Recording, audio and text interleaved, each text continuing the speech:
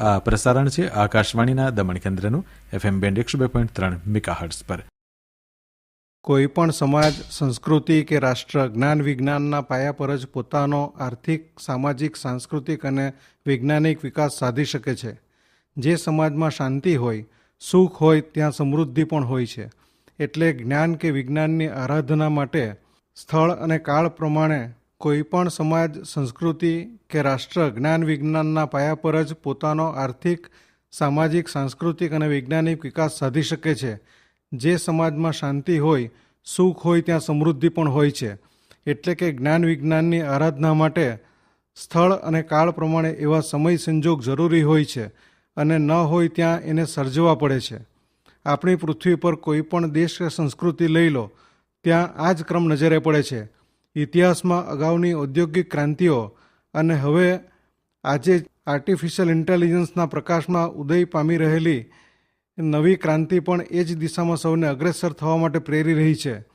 આપણે ત્યાં તાજેતરમાં જ દિલ્હીમાં ભારત મંડપમમાં વૈશ્વિક સ્તરની AI સમિટ સફળતાપૂર્વક ભારતીય સંસ્કૃતિના સર્વજન સુખાય, સર્વજન હિતાય સૂત્ર મુજબના સંદેશા સાથે યોજાઈ ગઈ.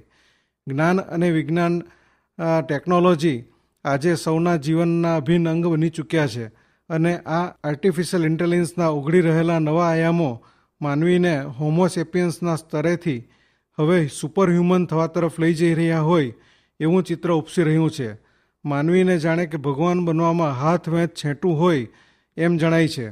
આજે માનવીની આ બૌદ્ધિક વિકાસ યાત્રામાં વિજ્ઞાન અને ટેકનોલોજી એના અચૂક શસ્ત્રો નીવડ્યા છે તો વિપરીત સંજોગો સામે કવચ અને કુંડળ પણ સાબિત થયા છે. આ વાત દરેક સમાજ અને સંસ્કૃતિ માટે સહજ નથી, સાધ્ય નથી એમ મનાય છે. એટલે જ વિજ્ઞાન અને ટેકનોલોજી મેધાવી, બુદ્ધિવંતો અને સક્ષમોનું ક્ષેત્ર મનાય છે. ત્યારે ભારતમાં વિજ્ઞાનના વિકાસ અને આ વિષયક જનજાગૃતિ માટે ભારત સરકારના વિજ્ઞાન અને ટેકનોલોજી મંત્રાલય દ્વારા છેક 1986માં NCSTCની ભલામણના આધારે 1987ની તારીખ 28 ફેબ્રુઆરીને રાષ્ટ્રીય વિજ્ઞાન દિવસ તરીકે આખા દેશમાં ઉજવવાનું સ્વીકારાયું હતું. આપણે જાણીએ છીએ કે સમગ્ર ભારતમાં જ નહીં, સમગ્ર એશિયા ખંડમાં ભૌતિક વિજ્ઞાનના ક્ષેત્રનું સૌથી પ્રતિષ્ઠિત નોબેલ પ્રાઇઝ આપણા ડૉક્ટર ચંદ્રશેખર વેંકટ રામનને એટલે કે ડૉક્ટર CV રામનને 1930માં એનાયત થયું હતું. અત્રે એ જાણવું રસપ્રદ છે કે આ નોબેલ પારિતોષિક તેમની શોધ રામન ઇફેક્ટ, જે તેમણે 1928માં 28 ફેબ્રુઆરીના રોજ જાહેર કરી હતી, એ તારીખને ધ્યાનમાં લઈને આપવામાં આવ્યું હતું. એટલે તારીખ 28 ફેબ્રુઆરીને રાષ્ટ્રીય વિજ્ઞાન દિવસ તરીકે ઉજવવામાં આવે છે. આપણે પોખરણમાં એક સમયે કરેલા શ્રેણીબદ્ધ અણુ પરીક્ષણોની યાદમાં 11મી મેને રાષ્ટ્રીય ટેકનોલોજી દિવસ તરીકે ઉજવીએ છીએ. તેમ સમગ્ર વિશ્વમાં પ્રથમવાર ચંદ્રના દક્ષિણ ધ્રુવ વિસ્તારમાં સફળતાથી ઉતરાણ કરવાની સિદ્ધિ જ્યારે ચંદ્રયાન 3 દ્વારા મેળવી, ત્યારે એ 23મી ઓગસ્ટને આપણે નેશનલ સ્પેસ ડે તરીકે ઉજવીએ છીએ. આવા દિવસોનું સ્મરણ દેશની વિજ્ઞાન અને ટેકનોલોજીના ક્ષેત્રમાં સિદ્ધિ તો દર્શાવે જ છે, સાથે ક્ષમતા પણ દર્શાવે છે અને વિશેષ તો સમાજ અને યુવા પેઢીમાં પ્રેરણા પૂરી પાડે છે. વિજ્ઞાન અને ટેકનોલોજી આપણા જીવનના લગભગ તમામ પાસાઓને સ્પર્શે છે, આપણા સમાજ જીવનને પણ સ્પર્શે છે. તેથી દર વર્ષે રાષ્ટ્રીય વિજ્ઞાન દિવસની ઉજવણી આપણે જુદા જુદા વિષયોને કેન્દ્રમાં રાખીને કરતા હોઈએ છીએ. સામાન્ય રીતે વિજ્ઞાન અને ટેકનોલોજીનું ક્ષેત્ર એ દેશમાં જ નહીં, દુનિયામાં પણ પુરુષ પ્રધાન ક્ષેત્ર રહ્યું છે. પરંતુ સમજી શકાય એમ છે કે મહિલાઓ તક મળી ત્યારે વિજ્ઞાન અને ટેકનોલોજી તથા એના અભ્યાસ અને સંશોધનના ક્ષેત્રમાં કોઈ રીતે પાછળ રહી નથી. આપણા દેશમાં પણ એના જ્વલંત ઉદાહરણો મળે જ છે. ત્યારે આ વર્ષે રાષ્ટ્રીય વિજ્ઞાન દિવસની ઉજવણી વુમન ઇન સાયન્સ કેટેલાઇઝિંગ વિકસિત ભારત એટલે કે વિકસિત ભારતના નિર્માણમાં મહિલાઓ કઈ રીતે વેગ પૂરો પાડી શકે છે, કેવી રીતે ઉદ્દીપન પૂરું પાડે છે, એવી નક્કી થઈ છે. એટલે કે એની ચર્ચા આજના દિવસે થાય એ અપેક્ષિત છે. વિજ્ઞાન અને ટેકનોલોજીના ક્ષેત્રમાં મહિલાઓની ભાગીદારી અંગે વિશ્વમાં અને ભારતમાં પણ પ્રોત્સાહન અપાઈ રહ્યું છે.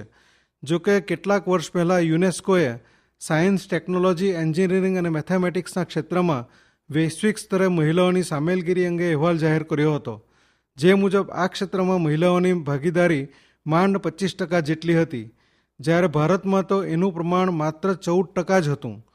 વિજ્ઞાન અને ટેકનોલોજી જેવા ક્ષેત્રમાં મહિલાઓની ઓછી ભાગીદારી અંગે યુનેસ્કોનું ધ્યાન છેક 1975માં જ ગયું હતું અને ત્યારબાદ ભારતમાં પણ આ અંગે જાગૃતિનો સંચાર થયો અને 1980ની પંચવર્ષીય યોજનાથી આ દિશામાં દેશમાં મહિલા વૈજ્ઞાનિકો, સંશોધકો અને ટેકનોક્રેટોને પ્રોત્સાહન આપવા માટે કિરણ નામનો અલગ વિભાગ શરૂ કરાયો હતો.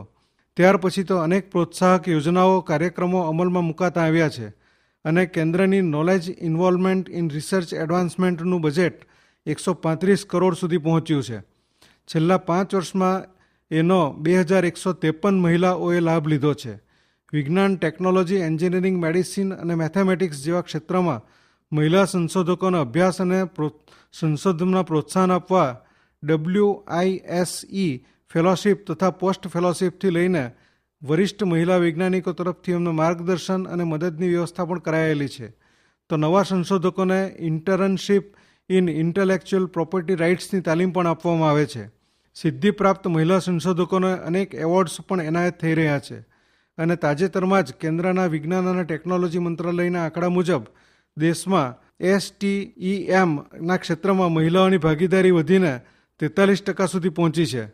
જોકે યુનેસ્કો કહે છે કે ભારતમાં આ ક્ષેત્રમાં અભ્યાસ કરતા વિદ્યાર્થીઓમાંથી માંડ 35-40% જ મહિલા વિદ્યાર્થીઓ છે.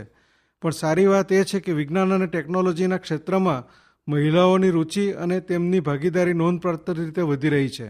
આપણે ત્યાં જ્ઞાનના ક્ષેત્રમાં વૈદિક સમયથી મહિલાઓની સામેલગીરીનો ઇતિહાસ રહ્યો છે.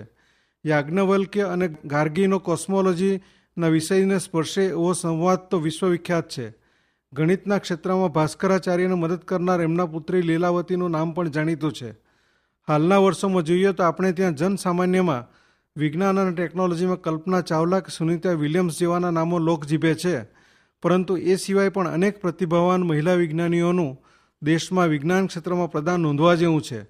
તબીબી વિજ્ઞાનમાં આધુનિક ચિકિત્સા ક્ષેત્રમાં ભારતની હાજરી પુરાવનારા ડૉક્ટર કાદમ્બિની ગાંગુલી કે આનંદીબેન જોશી, ભારતમાં માઇક્રોવેવ રિસર્ચમાં પતિ સાથે મળી લેબોરેટરીની સ્થાપના કરનારા રાજેશ્વરી ચેટર્જી, મિટીરિયોલોજી ઓફ ઇન્ડિયાના પ્રથમ ડિરેક્ટર જનરલ બનનારા Padma Shri E.K. Janaki Ammal, sir CV Raman સાથે કામ કરનારા એકમાત્ર મહિલા વિજ્ઞાની અને ઇન્ડિયન મિટીરિયોલોજી ડિપાર્ટમેન્ટના ડેપ્યુટી ડાયરેક્ટર જનરલ થનારા અન્ના મણિ, ઇન્ડિયન સાયન્સ કોંગ્રેસના પ્રથમ મહિલા પ્રમુખ બનનારા પદ્મભૂષણ અસીમા ચેટર્જી, ભારતમાં પ્રથમ ટેસ્ટ ટ્યુબ બેબીનું અવતરણ કરાવનારા ડૉક્ટર ઇન્દિરા આહુજા, જેમ આપણા પૂર્વ રાષ્ટ્રપતિ doctor APJ Abdul Kalam missile man of India હતા, એમ ભારતના મિસાઇલ વુમન ઓફ ઇન્ડિયા તરીકે કે અગ્નિપુત્રી તરીકે જાણીતા DRDOના T. થોમસ, સમુદ્રશાસ્ત્રી તરીકે ભારતના એન્ટાર્કટિકા મિશનમાં સામેલ થનારા અદિતિ પંત, શુદ્ધ વિજ્ઞાનના ક્ષેત્રમાં પ્રથમ PhD થનારા કમલા સોહનીથી લઈને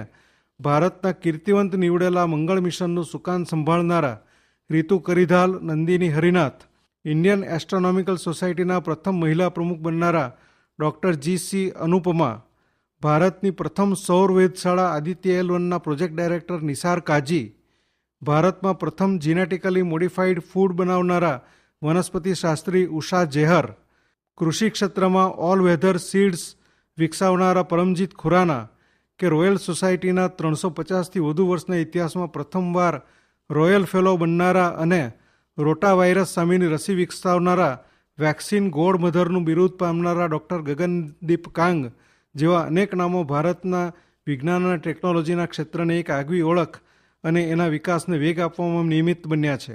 ભારતના મહિલા ખગોળ ભૌતિકશાસ્ત્રી વિભા ચતુર્વેદીના નામે તો ઇન્ટરનેશનલ એસ્ટ્રોનોમિકલ યુનિયન દ્વારા આકાશમાં એક તારાને નામ પણ અપાયું છે.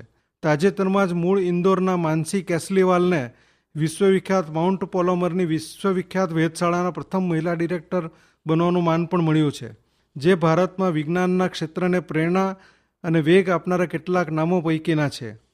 આજે વિજ્ઞાન અને ટેકનોલોજીના ક્ષેત્રમાં મહિલા વિજ્ઞાનીઓ, ઇજનેરો અને સંશોધકો પોતાનું પ્રદાન આપી રહ્યા છે. આગામી સમયમાં કદાચ કોઈ ભારતીય મહિલા અંતરિક્ષયાત્રી પણ અવકાશ યાત્રા કરે એવી આશા દેખાઈ રહી છે. ત્યારે આજના રાષ્ટ્રીય વિજ્ઞાન દિવસે આપણે જેમની શોધની યાદમાં આ દિવસ ઉજવીએ છીએ એ જ ડૉક્ટર CV રામન, જેમણે બેંગ્લોરના ઇન્ડિયન ઇન્સ્ટિટ્યૂટ ઓફ સાયન્સમાં એક સમયે મહિલાઓના પ્રવેશ પર પ્રતિબંધ હતો તે હટાવવાની પહેલ કરી હતી, તેમના જ પ્રેરક ઉદ્ગારો પણ જોઈએ. તેઓએ કહ્યું હતું, જો મહિલાઓ વિજ્ઞાનના ક્ષેત્રમાં પ્રવેશ કરશે અને તેના વિકાસ અને પ્રગતિમાં રસ લેતી થશે તો તેઓ એ મેળવવા સક્ષમ બનશે કે જે મેળવવામાં પુરુષો નિષ્ફળ ગયા છે. સમર્પણ એ મહિલાઓનો સ્વાભાવિક ગુણ છે અને વિજ્ઞાનમાં સફળ થવા માટે આ ગુણ હોવો એ પ્રાથમિક જરૂરિયાત છે. આજે રાષ્ટ્રીય વિજ્ઞાન દિવસે સૌને હાર્દિક શુભકામના.